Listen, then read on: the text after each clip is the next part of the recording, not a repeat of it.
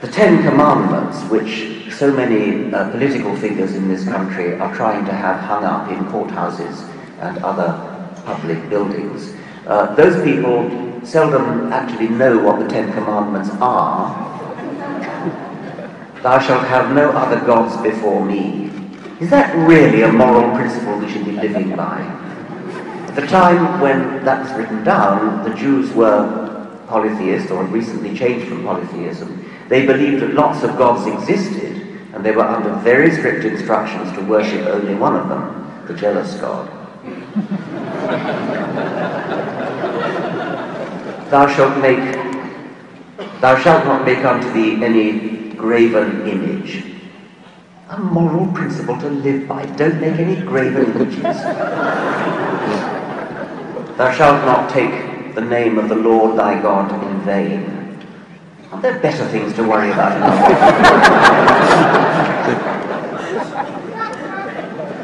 Remember the Sabbath day to keep it holy.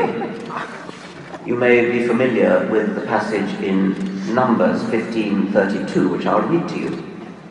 And while the children of Israel were in the wilderness, they found a man that gathered sticks upon the Sabbath day. And they that found him gathering sticks brought him unto Moses and Aaron, and unto all the congregation. And they put him in ward, because it was not declared what should be done to him. And the Lord said unto Moses, the man shall surely be put to death, and the congregation shall stone him with stones without the camp. And the congregation brought him without the camp, and stoned him with stones, and he died, as the Lord commanded Moses. What a wonderful moral God!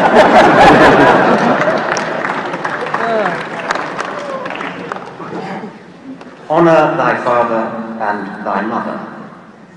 That's rather a good one. But now listen to Jesus. If any man come to me and hate not his father and mother and wife and children and brethren and sisters, yea, and his own life also, he cannot be my disciple. Luke 14:26. Well, finally, we come to what you might call the good commandments. There aren't very many of them. Thou shalt not kill, thou shalt not commit adultery, thou shalt not steal, and so on. Thou shalt not kill. Well, that's a pretty good motto. But you may remember Christopher Hitchens' sarcastic remark saying, roughly, Moses came down from the mountain with the tablets, and the Israelites said something like, well, I like to imagine it in John Cleese's voice. Oh, I see! Thou shalt not kill! Oh, how silly of me! We all thought it was a terrific idea to kill. Now we know better. Oh, silly me!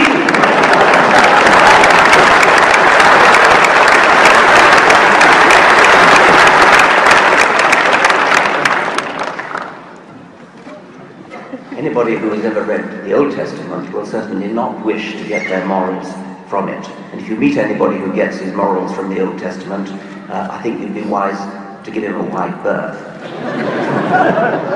But it's not just the Old Testament. The New Testament is just as bad. The odious doctrine of the redemption of sins by Jesus. This is not Jesus' own doctrine, by the way. This is St. Paul. I used to know a very distinguished scholar of ancient history whose life's work was to try to decide whether Plato or St. Paul was the greatest shit of all time.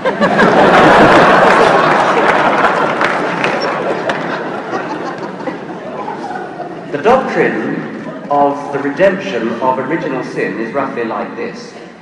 God, the creator of the universe, the deviser of the laws of physics, of quantum mechanics, of relativity, this genius God couldn't think of a better way to forgive our sins than to come down to earth as his alter ego, his son, and have himself hideously tortured and executed so that he could forgive himself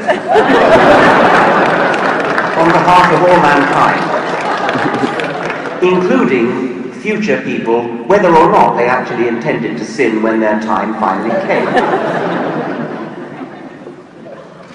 Actually, according to Christian theology, it doesn't matter whether you personally sin, because whether you sin or not, you are born in sin. You inherit the sin of Adam. Adam, who we now know, of course, never existed. You inherit the sin of Adam, and it comes down to you, according to St. Augustine, via the semen of all your male ancestors since Adam. What a disgusting doctrine. We are all born in sin because of our remote ancestor Adam, who never existed, and the doctrine of original sin still goes on, even in churches such as the Roman Catholic Church, which presumably accepts that Adam never existed. It's typical, by the way, of the theological mind, even the so-called sophisticated theological mind, that even when it's given up factual belief, such as in Adam, it carries on with the symbolism as though nothing had happened. It doesn't matter if the facts are disproved, you rescue them by turning them into symbols or metaphors or parables. Well, we better not get our morals from the New Testament either, or the Quran for that matter. I suppose the other way in which you might think you could get your morals from religion would be fear of the divine spy camera in the sky. Fear that God will send you to hell. That when you're boiling in the lake of fire and your skin burns off, you promptly grow another skin so that you can feel the agony all over again. There seems to be a sort of inverse relationship between the plausibility of a punishment and its terribleness. If the idea of hell were remotely plausible, then it wouldn't have to be so horrible as it actually is. And sucking up to God in the hope of going to heaven is just about as bad, just about as ignoble a reason for being moral.